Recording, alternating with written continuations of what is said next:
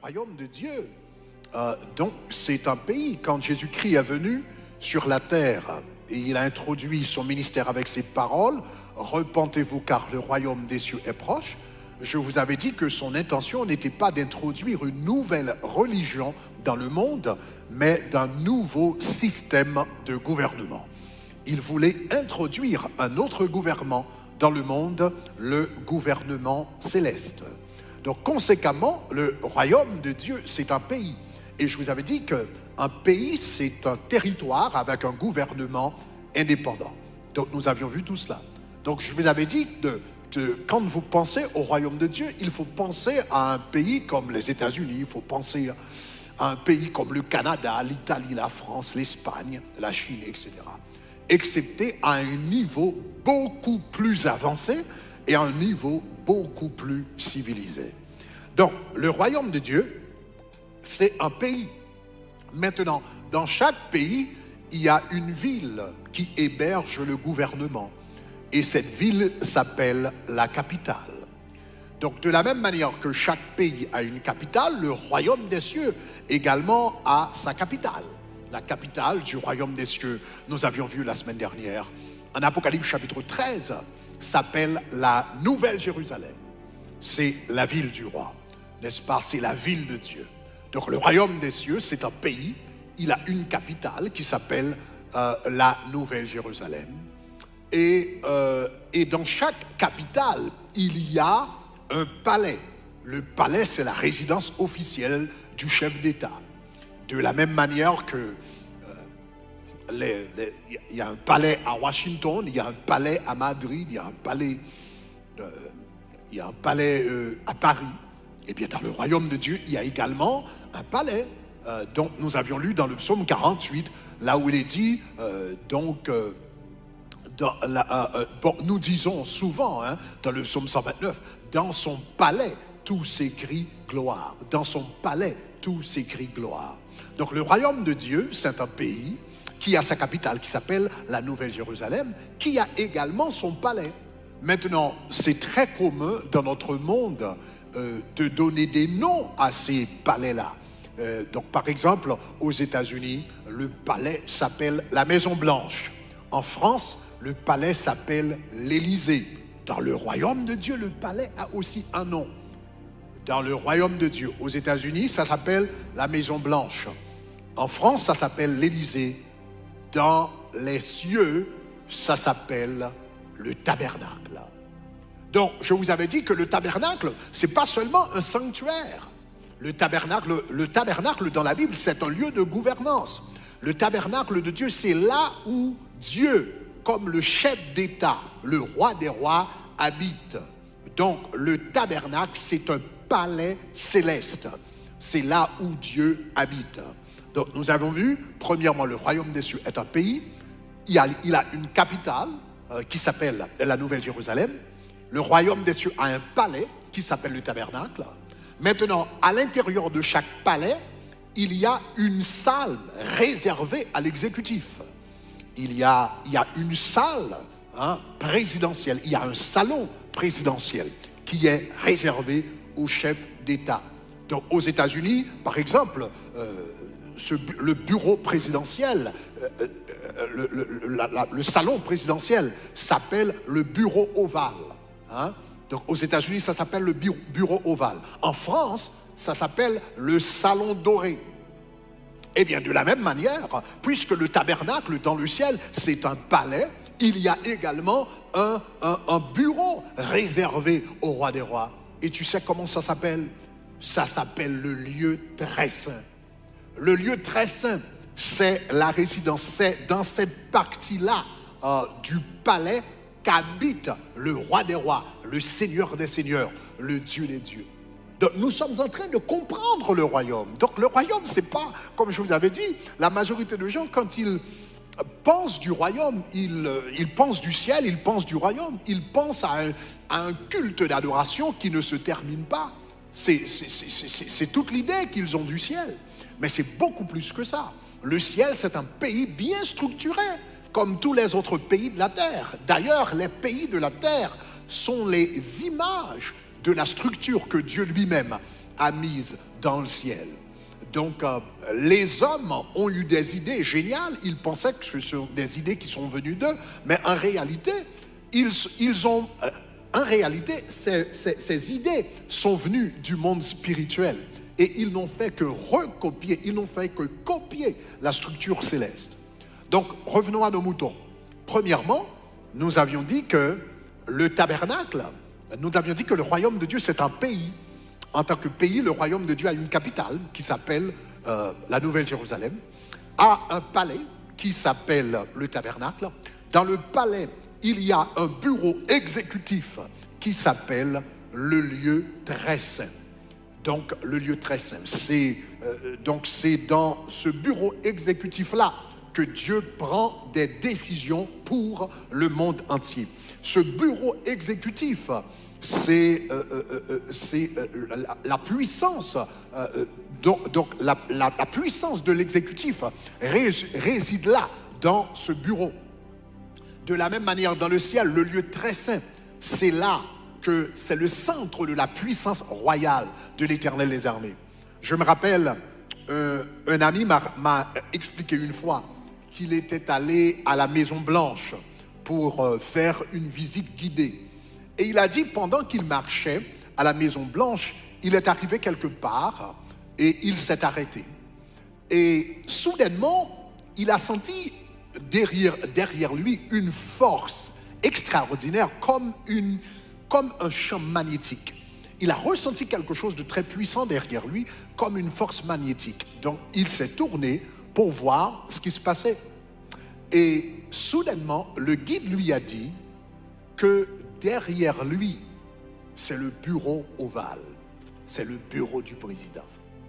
Et il m'a dit, Greg, quand tu es près du bureau présidentiel aux États-Unis, tu sens la puissance.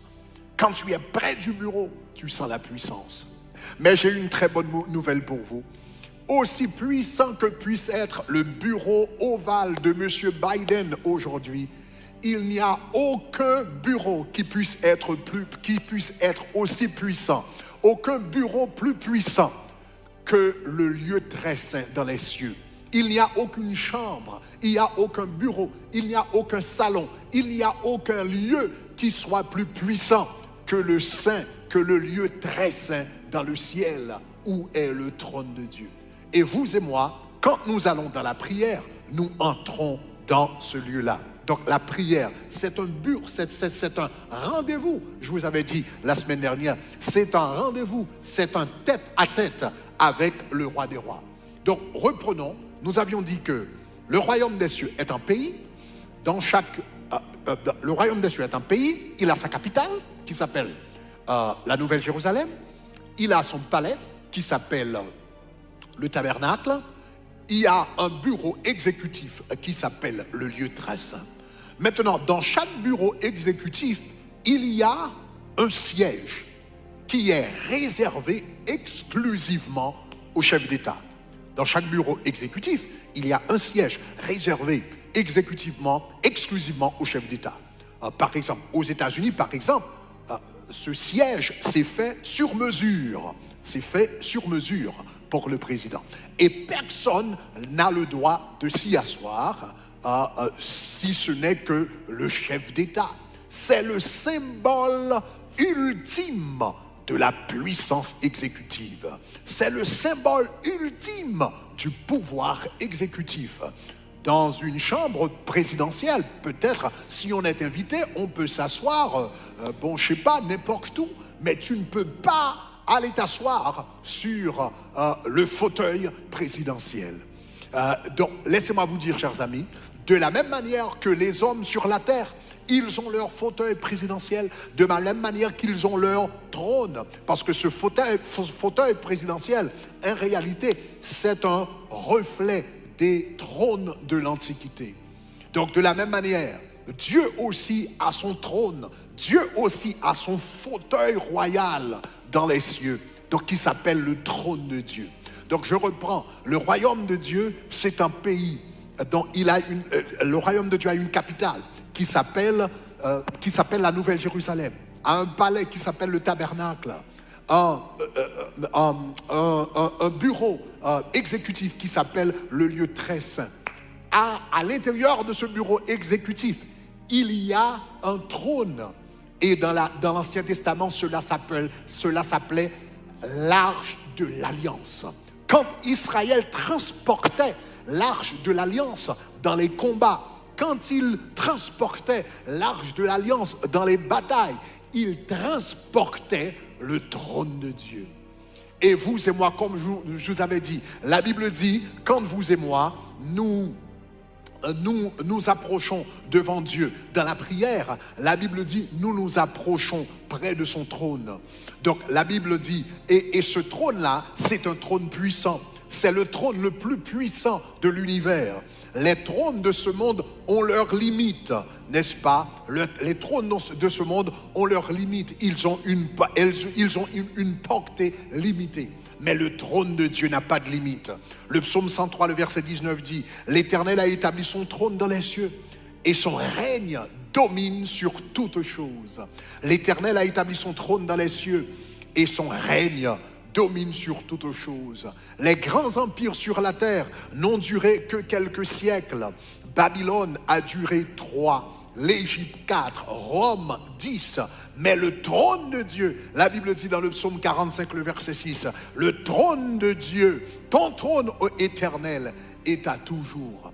Le trône de Dieu, c'est le trône le plus puissant de l'univers. Le trône de Dieu, c'est le trône le plus durable de l'univers. C'est le trône éternel. Et la Bible nous dit dans Hébreux chapitre 5, 4, le verset 16, quand vous et moi, nous agenouillons devant le Seigneur, nous mettons à genoux devant le Seigneur, nous nous mettons à genoux devant le Seigneur dans la prière, la Bible dit c'est un rendez-vous au trône. Donc dans Hébreux 4, verset 16, la Bible dit approchons-nous avec assurance vers le trône de grâce afin d'obtenir miséricorde pour être secourus dans nos besoins, Donc si vous avez un problème personnel maintenant, vous auriez des difficultés à pénétrer, à trouver un rendez-vous dans la Maison Blanche. Vous aurez des difficultés à vous rendre au Salon Doré de Monsieur Macron. Vous aurez des difficultés à pénétrer la salle du trône de Madame Élisabeth. Mais si vous avez un problème personnel, du moment que vous dites Jésus de Nazareth, Seigneur aide-moi, au même moment, au même instant, vous vous trouvez immédiatement devant le trône de Dieu, le trône le plus puissant de l'univers. Donc conséquemment, la prière, ce n'est pas un fardeau. La prière, ce n'est pas un ennui. La prière, ce n'est pas quelque chose qu'on fait malgré soi. La prière, c'est un privilège de pénétrer la salle la plus importante de l'univers. C'est un privilège d'aller devant le trône le plus puissant de l'univers. C'est un privilège d'avoir un tête-à-tête avec le chef d'État le plus haut placé de l'univers. La prière n'est pas un fardeau, c'est un privilège, le plus grand privilège qui soit. Maintenant, je reprends. Le tabernacle, le royaume de Dieu, c'est un pays. En tant que pays, il a une capitale qui s'appelle la Nouvelle Jérusalem. Il a un palais qui s'appelle le tabernacle. Il a un bureau exécutif qui s'appelle le lieu très saint. Il a un trône qui s'appelle l'arche de l'Alliance. Mais écoutez ceci, chers amis. Un fauteuil présidentiel, aussi confortable qu'il puisse être, n'est qu'un fauteuil. Une chaise n'est qu'une chaise. Ce qui donne la valeur à un fauteuil présidentiel, c'est le président. Ce qui donne la valeur à un fauteuil exécutif, c'est l'exécutif lui-même. En d'autres termes, c'est la personne qui donne de la valeur à l'objet. C'est la personne du chef d'État qui donne de la valeur au fauteuil et non l'inverse. Donc, du moment qu'un fauteuil, du moment qu'il n'y a pas de président, eh bien, le fauteuil n'a plus de valeur en lui-même. Parce que ce qui lui donne sa valeur, en réalité, c'est la personne qui est assise dessus. De la même manière que dans le ciel, en d'autres termes, l'important, le centre, ce qui est important au sujet du fauteuil, c'est la personne qui s'assit dessus. De la même manière, dans le ciel, je vous avais dit, le royaume de Dieu, c'est un royaume, c'est un pays qui a une capitale, qui s'appelle la Nouvelle Jérusalem, un palais qui s'appelle le tabernacle, un bureau exécutif qui s'appelle le lieu très saint, un trône qui s'appelle l'arche de l'alliance. Et vous vous rappelez, chers amis, et bien sur l'arche de l'alliance, sur la couverture de l'arche de l'alliance, il y avait une présence. Et c'est cette présence-là qui donnait de la valeur à l'arche de l'alliance. C'est cette présence-là qui rendait l'arche de l'alliance puissant. C'est cette présence-là qui donne de la valeur au trône. L'apôtre Jean dit dans Ésaïe chapitre 4, « Puis je vis un trône et celui qui est assis dessus. Puis je vis un trône et celui qui est assis dessus. » La valeur du trône dépend de celui qui est assis dessus. J'aime ce chant d'adoration qui dit à celui qui est assis sur le trône et à l'agneau. La valeur du trône, c'est celui qui est assis sur le trône. Donc, et celui qui est assis sur le trône, quand sa présence se manifeste, sa présence s'appelle la gloire. Donc voilà pourquoi dans l'Ancien Testament, vous aviez le tabernacle qui représentait le palais de Dieu, le lieu très saint qui représentait son bureau exécutif, son bureau royal, l'arche de l'alliance qui représentait son trône. Et sur le trône, il y avait la Shekinah de la gloire. Il y avait la gloire de l'Éternel. La gloire de l'Éternel, c'est la présence manifeste. Qu'est-ce que je suis en train de vous dire? Je suis en train de vous dire ce qui est plus important. Le centre du royaume, c'est la gloire. Le centre du royaume, c'est la gloire. Ce qui donne de la valeur au trône, c'est la présence. Ce qui donne la valeur au trône, c'est la présence de Dieu. Donc la présence de Dieu donne de la valeur au trône. Le trône donne de la valeur au lieu très saint. Le lieu très saint donne de la valeur au tabernacle. Le tabernacle donne de la valeur à la Nouvelle Jérusalem. La Nouvelle Jérusalem donne de la valeur au royaume des cieux. Donc le centre du royaume, c'est la capitale. Le centre de la capitale, c'est le palais. Le centre du palais, c'est le bureau présidentiel. Le centre du bureau présidentiel, c'est le fauteuil présidentiel. Le centre du fauteuil, ou bien ce qui est important au sujet du fauteuil, c'est la présence du roi sur ce fauteuil. Donc la gloire de Dieu. Je suis en train de vous faire comprendre que le plus important dans le royaume, c'est la gloire.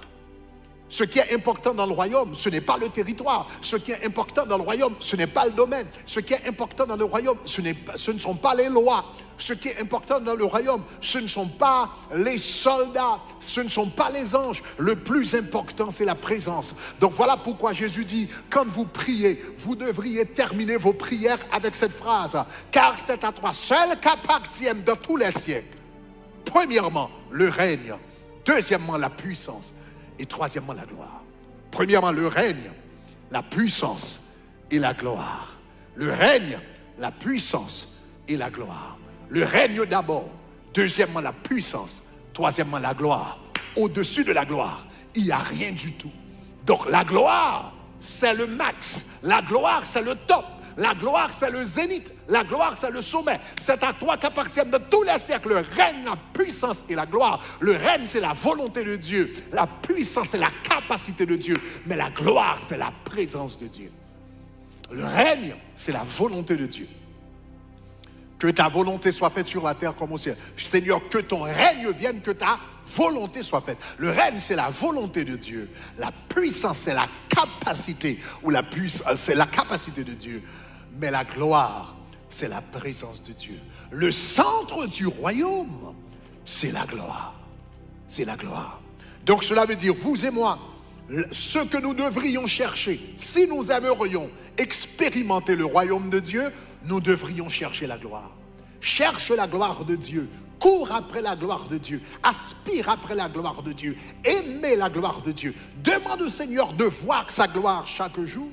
Parce que le centre du royaume, c'est la personne même de Dieu. Je reprends, le centre du royaume, c'est la personne même de Dieu qui s'appelle la gloire. Voilà pourquoi David disait, je demande à Dieu une chose que je désire ardemment. Je voudrais toute ma vie habiter dans la maison de l'Éternel pour contempler la magnificence de l'Éternel.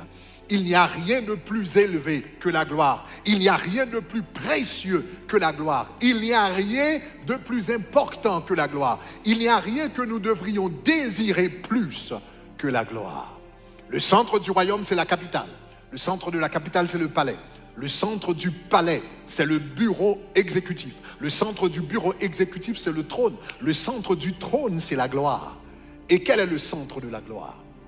Le centre de la gloire de Dieu, c'est son caractère. Le centre de la gloire, c'est le caractère. C'est le caractère même de Dieu.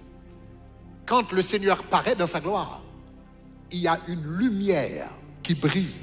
Mais cette lumière, en réalité, n'est pas le centre. Le centre, c'est son caractère.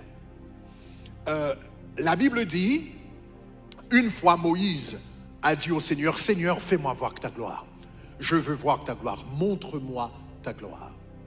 Et la Bible dit que l'Éternel répondit dans Exode chapitre 33, les versets 19 à 20, je ferai passer devant toi toute ma bonté, je proclamerai devant toi le nom de l'Éternel, je fais grâce à qui je fais grâce et miséricorde à qui je fais miséricorde. Après avoir prononcé ces paroles, la Bible dit maintenant dans Exode chapitre 34, les versets 5 et 7, que l'Éternel descendit dans une nuée, se tint là auprès de lui et proclama le nom de l'Éternel. L'Éternel passa devant lui et s'écria, l'Éternel, l'Éternel, Dieu miséricordieux et compatissant, lent à la colère et riche en bonté et en fidélité, qui conserve son amour jusqu'à 1000 générations et qui pardonne l'iniquité, la rébellion et le péché, mais qui ne tient point pour coupable, qui ne tient point le coupable pour l'innocent. Maintenant, remarquez, ça c'est un texte qui paraît un peu bizarre. Hein? Le texte nous paraît un peu bizarre, parce que Moïse a dit au Seigneur, Seigneur, fais-moi voir ta gloire. Ce qu'il voulait voir, c'est la gloire de l'Éternel. Il a demandé au Seigneur de lui faire voir sa gloire, mais la Bible dit que le Seigneur a fait passer devant lui sa grâce, sa patience, sa miséricorde, sa bonté, sa vérité, son pardon, sa justice. Il a demandé au Seigneur de lui faire voir sa gloire. Mais le Seigneur a fait passer devant lui les différents traits de son caractère. Voilà, tu comprends? Le Seigneur, il a dit, Seigneur, fais-moi voir ta gloire. Mais le Seigneur lui a montré son caractère. Qu'est-ce que le Seigneur était en train de lui dire? Le Seigneur était en train de lui faire comprendre que le centre de sa gloire, c'est son caractère. Le centre de sa gloire, c'est son caractère. La gloire de Dieu, c'est la combinaison des différents aspects du caractère de Dieu. Sa grâce, sa patience, sa bonté, sa vérité, son pardon, sa miséricorde, sa justice. Le centre de la gloire de Dieu, c'est son caractère. En d'autres termes, le caractère, c'est l'essence même de la gloire. Maintenant, si le caractère, c'est l'essence même de la gloire, pourquoi quand Dieu apparaît, il émet une lumière qu'on ne peut pas regarder? C'est une très bonne question. Parce que les choses pures brillent. Si tu pries par exemple,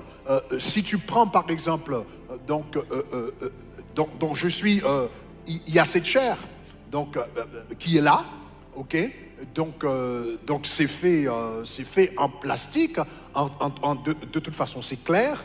Maintenant, cette chair-là, si c'est sale, ça ne va pas briller. Ça ne va pas refléter la lumière, ça ne va pas briller. Mais du moment que tu prends cette chair et tu la nettoies, il n'y a plus de poussière, soudainement ça va briller. Tout ce qui est pur brille. Donc pourquoi Dieu émet une lumière inaccessible parce que son caractère est tellement pur, son amour est tellement pur, sa miséricorde c'est tellement pur, sa justice c'est tellement pur, sa grâce c'est tellement pure que cela émet une lumière inaccessible que les hommes ne peuvent pas regarder parce qu'ils ne sont pas purs pour regarder cette lumière-là. La Bible dit ses yeux sont trop purs pour voir le mal. Donc conséquemment, quand le Seigneur apparaît dans un lieu et sa lumière émet une lumière, sa présence émet une lumière qu'on ne peut pas regarder, en réalité, ce qu'on est en train de regarder, c'est la lumière de son caractère qui brille dans toute sa pureté. Donc voilà, chers amis, le centre, n'est-ce pas? Donc on reprend le centre du royaume. Le centre du royaume, c'est la capitale qui est la Nouvelle-Jérusalem. Le centre de la capitale, c'est le palais qui s'appelle le tabernacle. Le centre du tabernacle, c'est le bureau exécutif qui s'appelle le lieu très saint. Le centre du lieu très saint, le centre du bureau exécutif, c'est le trône qui s'appelle l'Arche de l'Alliance. Le centre du trône, c'est la présence de celui qui est assis dessus. Donc la valeur du trône, c'est la présence de celui qui est assis dessus. Cela veut dire le chef d'État. De la même manière, dans le ciel, le centre du trône, c'est la gloire de Dieu. Alléluia, celui qui est assis sur le trône, donc qui s'appelle la gloire de Dieu. Le centre de sa gloire, c'est son caractère. Et maintenant, quel est le centre de son caractère? Le centre de son caractère, c'est l'amour. Le centre du caractère de Dieu, c'est l'amour. Remarquez que, comme on avait noté, il y avait quelques minutes, je vous avais fait voir ce passage.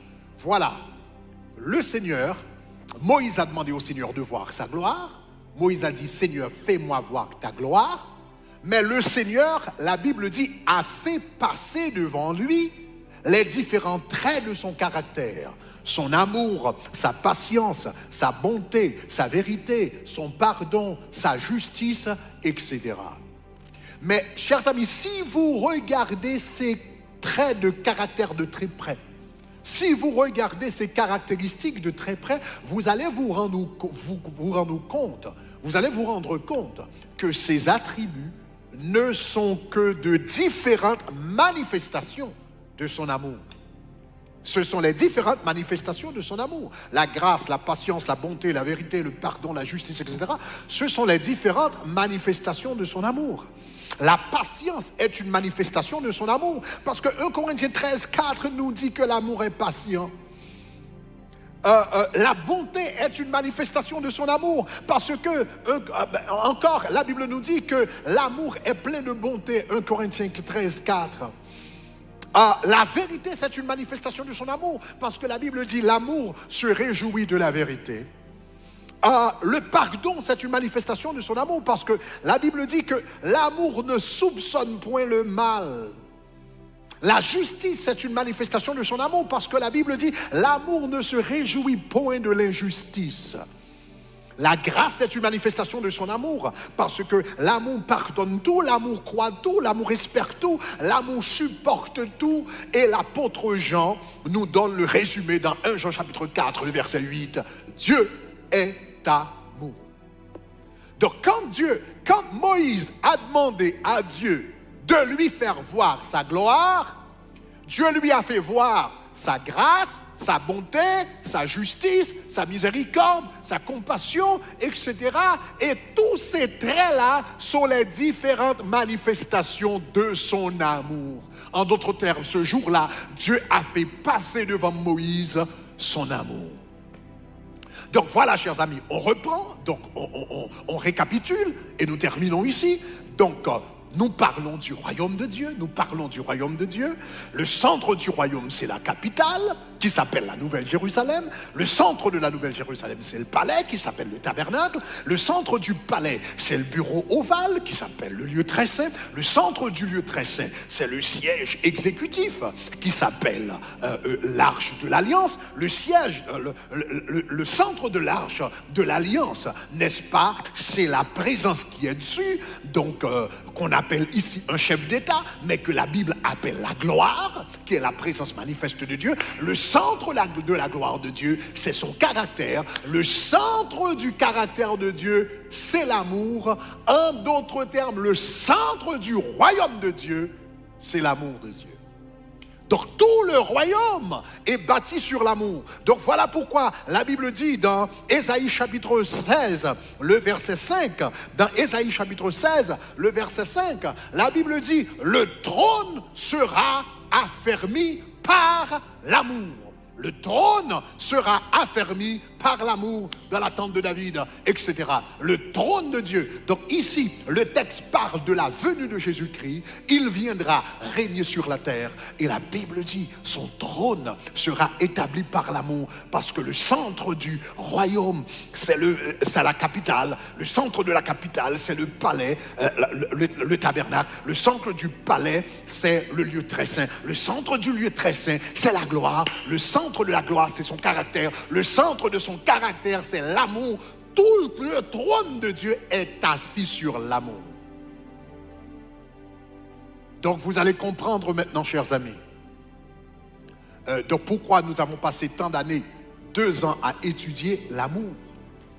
On ne peut pas, le trône de Dieu s'assoit sur l'amour. Donc Dieu est souverain. Dieu est souverain. Dieu est souverain. Il a en main toute puissance. Il est un Dieu tout puissant. Il a toute la puissance. Il a tout le pouvoir entre ses mains. Il est tout puissant. Il est souverain. Il peut faire ce qu'il veut, quand il veut, où il veut, avec qui il veut. Et il n'a à rendre compte à personne. Mais la souveraineté de Dieu ne doit pas être nous ne devrions pas voir la souveraineté de Dieu comme une menace. Ce n'est pas une menace. Parce que le trône de Dieu n'est pas assis sur la peur ou sur l'intimidation ou sur la méchanceté. Le trône de Dieu est assis sur l'amour.